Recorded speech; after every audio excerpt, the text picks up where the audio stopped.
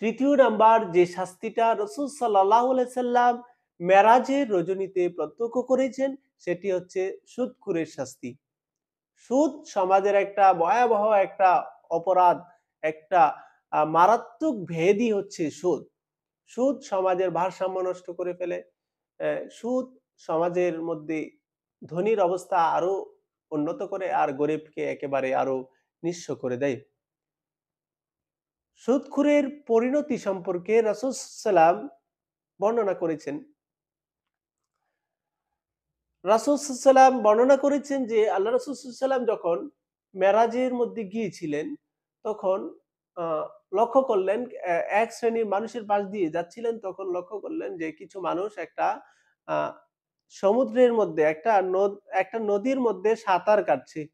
হ্যাঁ? আর সেই নদীটা ছিল রক্তের মতো লাল অর্থাৎ আগুনের নদী হতে পারে, রক্তপুঞ্জ যেগুলোর নদী হতে পারে।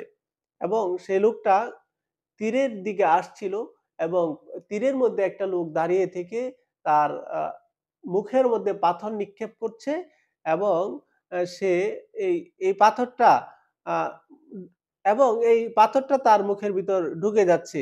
আবার সে সাঁতার কেটে ওইদিকে চলে যাচ্ছে, আবার ফিরে আসছে। এটা পুনরাবৃত্তি বারবার ঘটছে যেটা আ সুদখোরের পরিণতি সম্পর্কে অ্যা রাসূল সাল্লাল্লাহু আলাইহি সাল্লাম বর্ণনা করেছেন।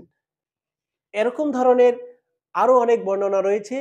এই বর্ণনাটা এসেছে সহিহ বুখারীর ৭০৪৭ নম্বর হাদিসের মধ্যে বর্ণিত হয়েছে।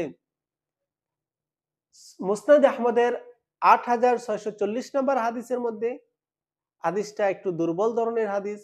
সেই হাদিসের মধ্যে এসেছে রাসূল সাল্লাল্লাহু আলাইহি ওয়াসাল্লাম বলেছেন, "আমাকে এমন এক সম্প্রদায়ের কাছে আনা হলো যাদের পেট একেবারে ঘরের মতো বিশাল, বিশাল পেট ছিল।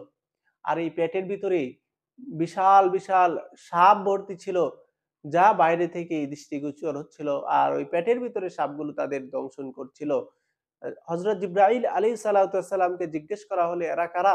তিনি উত্তর দিলেন, "এরা হচ্ছে পৃথিবীর সুদখোর।" এইজন্য প্রিয় ভাইয়েরা আসুন আমরা সুদ নামক ব্যাধি থেকে আমরা দূরে থাকি। এই সুদ খাওয়া এর কঠিন অপরাধ, সুদের অসংখ্য অগণিত অ মারাত্মক অপরাধ সুদ একটা মহাপাপ। এই সুদের সবচেয়ে বড় গুনাহ হলো আল্লাহর সাথে যুদ্ধ ঘোষণা করা। আল্লাহর সাথে যুদ্ধ ঘোষণা করা। এই সুদ জিনার থেকে অনেক মারাত্মক। হাদিস শরীফে এসেছে কেউ যদি ৳১ সুদ খায় তাহলে ৩৬ বার জেনা করার সমান গুনাহ তার আমলনামায় লিপিবদ্ধ হবে। আর সুদের গুনাহ আপন মার সাথে জিনা করার থেকে মারাত্মক।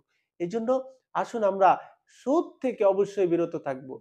এরকম অনেক লোক রয়েছে যে সে গরিব মানুষ কিন্তু কিছু টাকা তার হাতে এসেছে সে সুদে টাকা লাগাচ্ছে। এই লোভ থেকে আসুন আমরা দূরে থাকি। সুদ নামক যেই সমাজের মধ্যে প্রচলিত যেইটা রয়েছে সেটা থেকে আমরা এভয়েড করি। আমরা আল্লাহকে ভয় করি।